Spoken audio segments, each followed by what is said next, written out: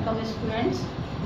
आज हम चर्चा कर रहे हैं कि कौन से ऐसे कारण हुए जिनसे रीतिकाल की कविता सामने आई। रीतिकाल की जो परिस्थितियां, जो कारण बने, सबसे पहला तो ये था कि बादशाहों की प्रवृत्ति अत्यंत विलासिता, और जब सुख शांति होती है, जब अमन चैन होता है, तभी विलासिता की प्रवृत्ति अधिक बलवती होती है। अकबर के काल में भक्ति का उदात्त रूप था। अकबर के काल में जो व्यवस्था थी, उसके बाद जहांगीर अत्यंत ही विलासी राजा के रूप में सामने आया, और जहांगीर के बाद जो शाहजहां था वो बड़ा ही कलंक हुआ, और दरबारों में कवियों को प्रश्रय मिलने लगा। उनकी कला की तारीफ की जाने लगी, चाहे कोई भी कला हो, संगीत कला हो, या जो है मूर्ति कला हो, या भवन निर्माण कला हो, या जो है कविता आदि हो। तो एक तो इस युग में कवियों को अपने सम्मान की रक्षा करनी थी, और उनका मुकाबला था फारसी के कवि, और अपने आप को बढ़ा चढ़ाकर प्रस्तुत करने के कारण उन्होंने नायिका भेद और अलंकारिकता आदि को अपने काव्य में विषय बनाया, और आचार्यत्व का, अपने पांडित्य का खुलकर प्रदर्शन किया। दूसरी ओर इसमें बड़ा कारण हमें दिखाई देता है कि उस समय भक्ति काल में, यदि कृष्ण भक्ति में देखा जाए, क्योंकि राम भक्ति तक तो बहुत ही मर्यादित भक्ति का वर्णन हुआ है, कृष्ण भक्ति काल के जो संप्रदाय थे, उनके आचार्यों ने शास्त्रोक्त प्रकारेण भक्ति का प्रावधान रखा है। आचार्य वल्लभ ने स्वयं जो है मधुर उपासना और शास्त्रोक्त प्रकारेण भक्ति की बात कही। वो कृष्ण को लोक रंजक रूप में प्रस्तुत करना चाहते थे, और लोक रंजक रूप में प्रस्तुत करने के लिए कृष्ण को एक नायक के रूप में उन्होंने प्रस्तुत किया, और राधा को एक नायिका के रूप में प्रस्तुत किया। और हुआ भी यह है कि उत्तर से लेकर दक्षिण तक और पूर्व से लेकर पश्चिम तक कोई ऐसी जगह नहीं होगी जहाँ कृष्ण के मंदिर, क्योंकि उनका वो लोक रंजक रूप, उनका वो छलिया रूप, उनका वो बाल रूप लोगों को भा गया, और कृष्ण एक ईश्वर के आराध्य के रूप में ना होकर उन लोगों के जैसे ही, उन लोगों के बीच के ही हो गए, और कृष्ण भक्ति का बहुत समय तक बोलबाला है। घर घर में कृष्ण पूजे जाते। तो ये कृष्ण भक्तों की ही भक्ति थी जिन्होंने कृष्ण को इतना लोकरंजक बना।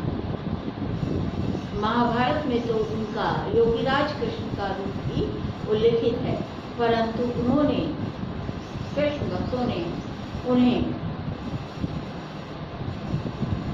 लोक रंजक रूप में प्रस्तुत करने के लिए गोपियों से मक्खन मांगते हुए, गोपियों की मटकी फोड़ते हुए, गोपियों के कपड़े उठाकर शरारतें करते हुए, पनघट के आसपास गोपियों के साथ विविध लीलाएं करते हुए, रासलीला रचाते हुए, राधा के साथ उनके प्रेम के चित्रण आदि का विस्तार से वर्णन किया, जिसके कारण से कृष्ण अत्यंत ही लोकप्रिय हुए। कृष्ण भक्तों की मधुर उपासना ने आने वाले युग के लिए विलासिता के द्वार खोले। धीरे धीरे कृष्ण का नाम तो सुमिरन का बहाना मात्र है, और कृष्ण की आड़ लेकर कविजन अपनी रसिक भावनाएं जो है उनके साथ उनके माध्यम से व्यक्त कर रहे हैं। रसिकता अधिक हो गई, विलासिता अधिक हो गई और भक्ति शनै शनै कम हो गई। परिणाम आप देख ही रहे हैं कि रीतिकाल के रूप में हमें दिखाई देता है। तो मैंने दो बातें यहाँ पे बताई। एक तो रीतिकाल के जन्म का कारण हुआ शहंशाहों की विलासिता की, शहंशाहों की कला प्रेम की। दूसरा, कृष्ण भक्ति में मधुर उपासना बहुत बड़ा उपजीव्य हुआ इनका, बहुत बड़ा कारण हुआ कि जिससे रीतिकालीन भावनाएं व्यक्त हो।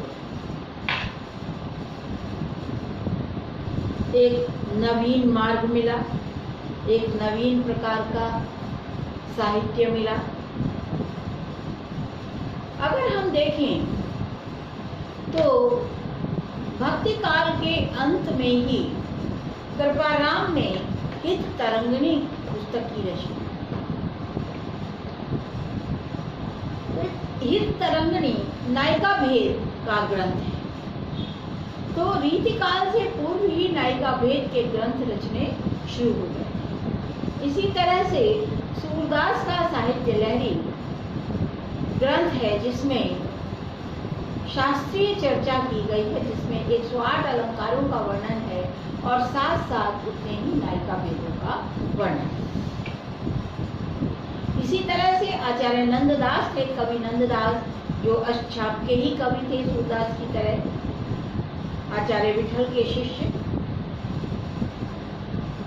उनके काव्य में भी हमें रसमंजरी एक ग्रंथ दिखाई देता है, जिसमें हाव भाव पेला, नायिका भेद, श्रृंगार आदि की चर्चा विस्तार से की गई। तो इस तरह से नायिका आचार्यत्व का जो मोह था वो हमें भक्ति काल के अंत से दिखाई देने लगा और रीति काल में इसका विकसित रूप दिखाई देता है।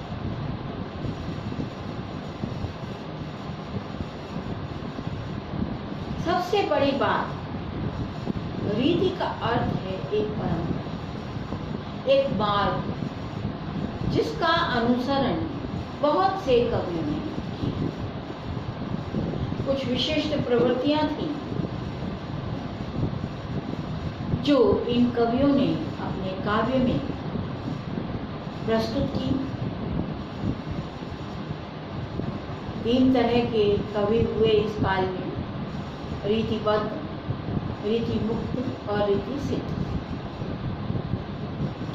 एक वर्ग था जो रीति की परिपाटी में बंध कर लक्षण ग्रंथों का निर्माण करता।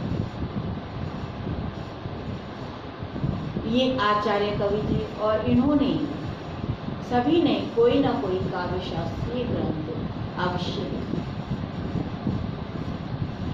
दूसरा था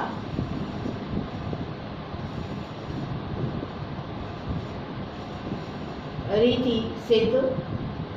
इन कवियों ने लक्षण ग्रंथ तो नहीं लिखे, पर लक्षण ग्रंथों के लक्षण और उदाहरण देते हुए अपने काव्य की रचना।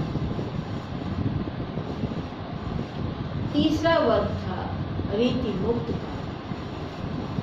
रीति मुक्त काव्य में कुछ प्रवृत्तियां तो रीति काल की दिखाई देती हैं, पर इन्होंने लक्षण ग्रंथों का प्रणयन नहीं किया। इनके काव्य में स्वच्छंद प्रेम के दर्शन होते हैं। तो 3 धाराओं में ये काव्य बटा। शुद्ध सामंती भौतिकतावादी विलासितावादी वातावरण में पली हुई ये कविता अभिव्यंजना की दृष्टि से बहुत उत्कृष्ट है।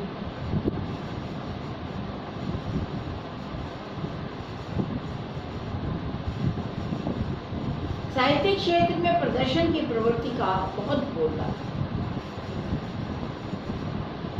पांडित्य प्रदर्शन की प्रवृत्ति के साथ साथ साहित्य के क्षेत्र में उसी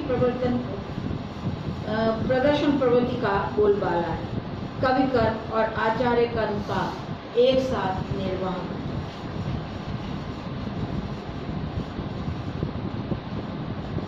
रीति काव्य की परंपरा ने शुद्ध काव्य के लिए एक मार्ग खोल दिया और बिना प्रबंध काव्यों के राजा महाराजाओं तथा वीरों के अतिशय गुणगाथा से ओतप्रोत तथा धार्मिक आध्यात्मिक ग्रंथ इसमें थे और अधिकतर मुक्तक काव्यों की रचना की। कोई भी प्रबंध काव्य इसमें नहीं। इसमें नीति के उपदेश भी एक तरफ है, भक्ति की छटा भी कहीं कहीं दिखाई देती है और सेनापति जैसे कवियों के काव्य में हमें प्रकृति के भी चित्रण दिखाई देते हैं। वैसे ज्यादातर कवियों ने प्रकृति को आलंबन रूप में लिया है। आगे हम प्रवृत्तियों में इसकी चर्चा करेंगे। इस युग का आचार्य कर्म पूरा का पूरा संस्कृत साहित्य पर आधारित है। संस्कृत के आचार्यों का अनुकरण ही इस काल के आचार्यों ने किया। केवल उन्हीं सिद्धांतों का पृष्ठपोषण मात्र हुआ है, कोई नवीन कल्पना इस युग में।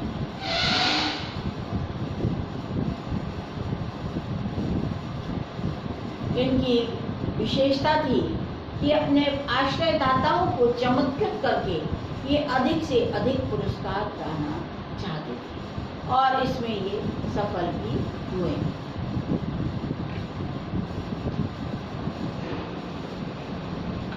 यदि हम इसके नामकरण की चर्चा करें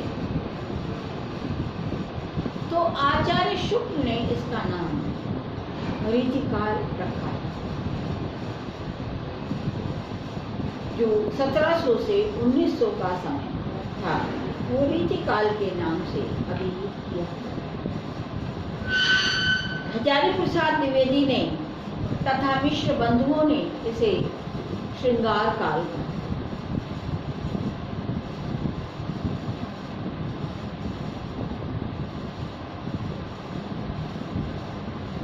कुछ विद्वानों ने इसे मध्यकाल कहा।